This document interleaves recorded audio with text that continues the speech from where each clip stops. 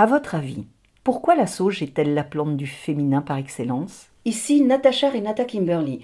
Aujourd'hui, je vais vous parler des bienfaits et de la symbolique de la sauge, la reine des plantes médicinales, sacrée chez les Celtes, les Romains, les Égyptiens, les Amérindiens et encore bien d'autres cultures au travers des âges. Connue pour éloigner les insectes, la sauge a de tout temps été réputée pour ses propriétés médicinales. Censée apporter la santé et la longévité et purifier le corps et l'esprit, elle porte son nom à merveille car celui-ci vient du latin salvia, qui veut dire sauver ou guérir. La sauge compte plus de 900 espèces et variétés dont les plus connues sont la sauge blanche, la sauge sclarée, la sauge bleue, la sauge commune, la sauge officinale, la sauge des devins, originaire du Mexique, utilisée par les Mazatèques de la région de Oaxaca et interdite dans de nombreux pays dont la France. Cette sauge est aussi appelée au Mexique l'herbe de Marie ou la feuille de la Vierge, ou encore la sauge d'Espagne ou à feuille de lavande, et dont nous consommons les graines sans même savoir qu'elles proviennent d'une variété de sauge. Je parle des graines de chia qui étaient déjà cultivées au Mexique, dans la région de Teotihuacan, il y a environ 4600 ans. La seule variété de sauge à pouvoir être utilisée sans souci par voie interne est la sauge sclarée. Les autres sont toxiques et ne doivent être employées qu'avec précaution, en fumigation ou dans un charme non destiné à être ingéré. La sauge est utilisée dans de nombreux domaines comme la cuisine, l'aromathérapie, la médecine alternative et dans la parfumerie où l'on emploie ces feuilles pour fixer les parfums, notamment en parfumerie masculine où elle développe une saveur aromatique, résineuse et tonique. On sait depuis l'Antiquité que la sauge intervient de façon redoutable sur le système hormonal féminin.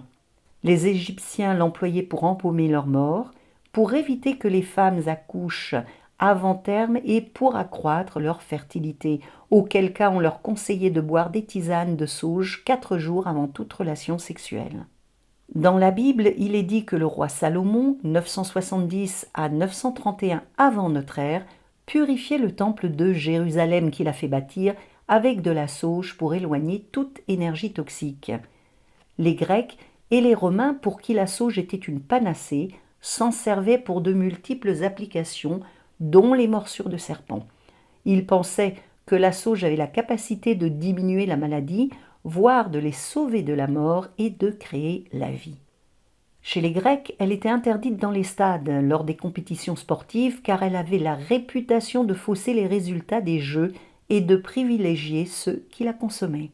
Charlemagne, quant à lui, a imposé la culture de la sauge dans tout son royaume au début du IXe siècle. Au Moyen-Âge, la sauge était très prisée et tenue en haute estime. Hildegard von Bingen, 1098-1179, mystique, femme de lettres, compositrice et religieuse bénédictine allemande, lui a consacré de nombreux écrits.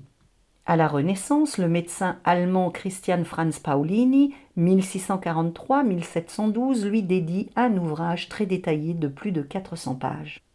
Louis XIV, 1638-1715, buvait une décoction de sauge tous les matins à son réveil, ce qui explique peut-être la grande longévité de son règne.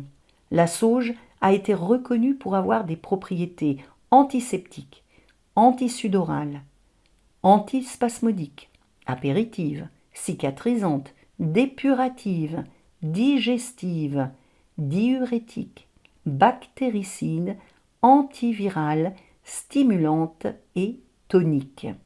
Au XVIIIe siècle, pour soulager leur crise, les asthmatiques fumaient les feuilles de sauge comme du tabac. Celles-ci peuvent être également utilisées pour calmer la douleur engendrée par les piqûres de certains insectes comme les guêpes et les moustiques. Il suffit alors juste de froisser les feuilles et de les appliquer à l'aide d'une compresse directement sur la plaie. Pedanius Dioscoride, 25 à 90 de notre ère, médecin, botaniste et pharmacologue grec, utilisait systématiquement la sauge pour traiter les pathologies féminines. En effet, la sauge s'avère riche en molécules œstrogènes et très bonne régulatrice hormonale, ce qui fait d'elle l'herbe des femmes par excellence. Toutefois, elle est totalement déconseillée aux femmes enceintes et allaitantes. En ce qui concerne les problématiques typiquement féminines, la sauge est régulatrice du cycle menstruel en cas d'oligoménorrhée, de dysménorrhée ou d'aménorrhée, stimulatrice de l'ovulation, calmante des règles douloureuses, facilitatrice de l'accouchement car elle est un tonique utérin et accompagnatrice vers une ménopause en douceur grâce à son efficacité dans la lutte contre les bouffées de chaleur, la transpiration excessive et la sécheresse vaginale. Toutes les femmes que j'ai connues et qui buvaient régulièrement de la sauge n'ont eu aucun des problèmes liés à la ménopause, tels que les bouffées de chaleur, l'irritabilité et la transpiration. Savez-vous que les propriétés gynécologiques de la sauge que l'on connaît depuis des millénaires dans de nombreuses cultures n'ont été confirmées qu'au XXe siècle ? En Europe, la sauge entrait également dans la composition de nombreux talismans et était utilisée dans les rituels magiques qui visaient la protection et la réalisation des souhaits. D'un point de vue symbolique, la sauge possède une énergie masculine. Elle est associée à Jupiter, maître du ciel et de l'air, et à la planète du même nom ainsi qu'à l'élément air. C'est l'une des raisons pour laquelle cette plante fait des merveilles lorsqu'elle est employée dans le cadre des fumigations. Pour la petite histoire, les feuilles de sauge contiennent de l'étain et ce métal est tout simplement associé à la divinité romaine qui se nomme Jupiter. Les druides celtes cueillaient la sauge à la main ou encore à l'aide d'une serpette d'or, car les ustensiles en fer étaient totalement proscrits. Pour eux, la sauge était capable de ressusciter les morts et était la plante la plus puissante qui pouvait exister. Les druides la consommaient également infusée dans de l'hydromel afin de favoriser leurs rêves prophétiques et d'accroître leur capacité de communiquer avec l'au-delà. Les Romains appelaient la sauge l'herbe de l'immortalité. Ils considéraient cette plante comme étant sacrée, voire divine, et allaient la cueillir à la main, pieds nus, tout simplement vêtus d'une toge d'un blanc immaculé, après avoir pris un bain rituel. Il faisait ensuite des offrandes de pain et de vin à Jupiter, le dieu romain du ciel diurne et de l'orage, et maître de la pluie et des serments. Certaines utilisations rituelles de cette plante n'étaient réservées qu'à quelques prêtres très spécialisés et haut placés dans la hiérarchie religieuse romaine. Chez les participants des mystères grecs, la sauge était réputée pour favoriser la mémorisation et la concentration, pour éclaircir l'esprit et stimuler la clairvoyance. Suite à un certain nombre d'études réalisées de nos jours sur des personnes en bonne santé, il a été effectivement constaté que la sauge permettait d'améliorer la mémoire et l'attention des participants. Mise sous l'oreiller, la sauge avait en Europe la réputation d'accroître la longévité, d'apporter l'immortalité et d'amener des rêves prophétiques. Les Amérindiens, quant à eux, utilisaient et continuent d'employer la sauge blanche, considérée comme sacrée, pour tous leurs rituels de purification par fumigation, c'est-à-dire la purification de l'aura, des objets rituels et de l'espace dans lequel ils se trouvent. Ils savent parfaitement que cette plante est associée à l'air et que sa fumigation en renforce les propriétés purificatrices et protectrices. Les légendes rapportent que la sauge a été offerte au Sioux Lakota par la femme Bison Blanc.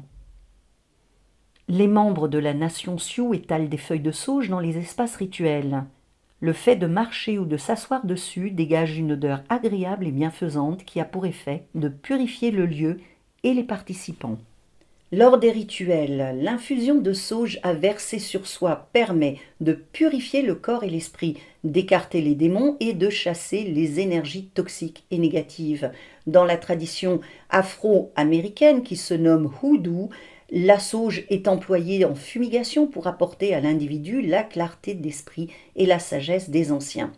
Appeler la sauge dans votre vie et voyager avec elle vous permettra de mieux digérer les différents événements que vous pouvez rencontrer, de récupérer votre vitalité et votre énergie, de vous enraciner, de retrouver vos repères, de vous concentrer, de fortifier votre mémoire, de lâcher prise, d'élever votre taux vibratoire et de développer votre intuition.